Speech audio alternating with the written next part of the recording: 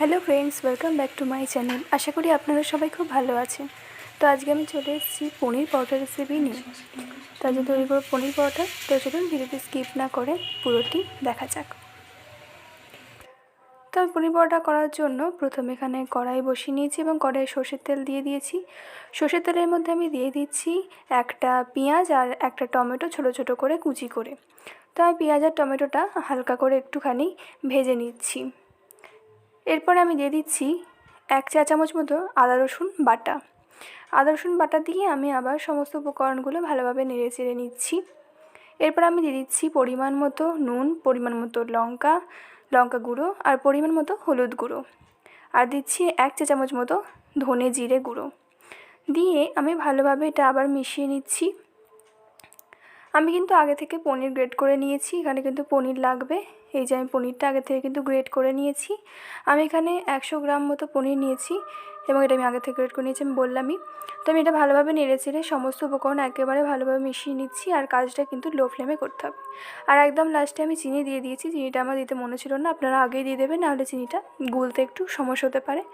তো আমার এটা রেডি হয়ে গেছে এবং আমি গ্যাসের ফ্লেম অফও করে দিয়েছি, দিয়ে আমি সমস্ত উপকরণগুলো কড়াই থেকে তুলে নিচ্ছি। তো এরপর আমরা এটা আপনারা শুধু রুটি দিয়েও খেতে পারেন, আবার এটা আপনারা পুর ভরেও করতে পারেন। তো আমি আগে থেকে এখানে ময়দা মেখে রেখেছিলাম এবং আমি বড় করে একটু গুচি করে নিয়েছি। নিয়ে আমি গুচিটাকে গোল করে প্রথমে বেলে নিচ্ছি। আপনারা যে কোনো চাইলে শেপ দিতে পারেন, আপনারা চাইলে এটা পুর ভরেও করতে পারেন। আমি আর পুর ভরছি না, আমি এটা বেলে নিয়ে এটার মধ্যে এটা দিয়ে আমি একটু চৌকো মতো মানে ত্রিকোণা মতো আর কি শেপ করে নেব। তো আপনারা চাইলে আগে থেকেই পুর দিয়ে বেলে নিতে পারেন। তো আমি এইভাবে গোল করে বেলে নিয়ে এর মধ্যে আমি যে পুরটা ছিল সেই পুরটা দিয়ে দিচ্ছি। দিয়ে আমি একটু চারদিকে ছড়িয়ে দিচ্ছি ভালোভাবে, যাতে সমস্ত জায়গাটায় পায়। দিয়ে তারপরে আমি এটাকে ফোল্ড করে দেব। এটা যেহেতু ময়দা, তাই জন্য এটা মুড়তে অসুবিধা হবে, তাই জন্য আমি কিন্তু এখানে জল ইউজ করব।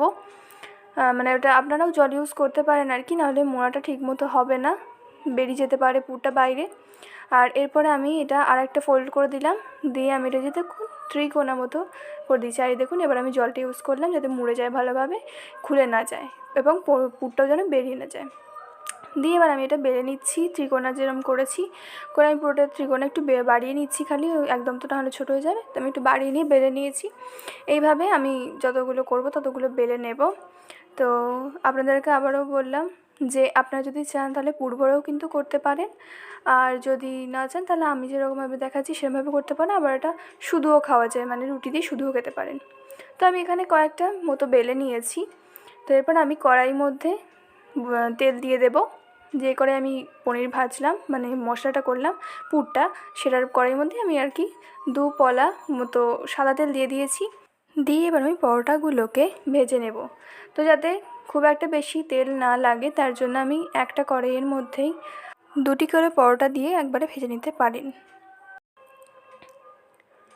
আর এরপর আমি দেখুন এটা হয়ে গিয়েছে প্রায়। এবার আমি এটা তুলে নিচ্ছি। এইভাবে আমি সমস্তগুলোকে ভেজে নিচ্ছি এরকম তেল দিয়ে। দেখুন আপনারা যে বললাম তেল কম লাগার জন্য আমরা 2টো করেও ভেজে নিতে পারেন। তো পনির পরোটা রেসিপিটি কেমন লাগলো জানাতে ভুলবেন না। চ্যানেল নতুন হয়ে থাকলে চ্যানেলটি অবশ্যই সাবস্ক্রাইব করে পাশে থেকে বেল আইকনটি প্রেস করে দেবেন, যাতে আমার সমস্ত ভিডিও নোটিফিকেশন আপনাদের কাছে সব থেকে আগে পৌঁছে যায়। ভিডিওটি পুরো দেখার জন্য অসংখ্য ধন্যবাদ। দেখা হচ্ছে অন্য কোনো ভিডিওতে, ততদিন পর্যন্ত ভালো থাকবেন। রেসিপিটা একবার ট্রাই করেও দেখবেন, কেমন লাগলো আমাকে কমেন্টে জানাতে ভুলবেন না। আর তো আজকের মতো টাটা।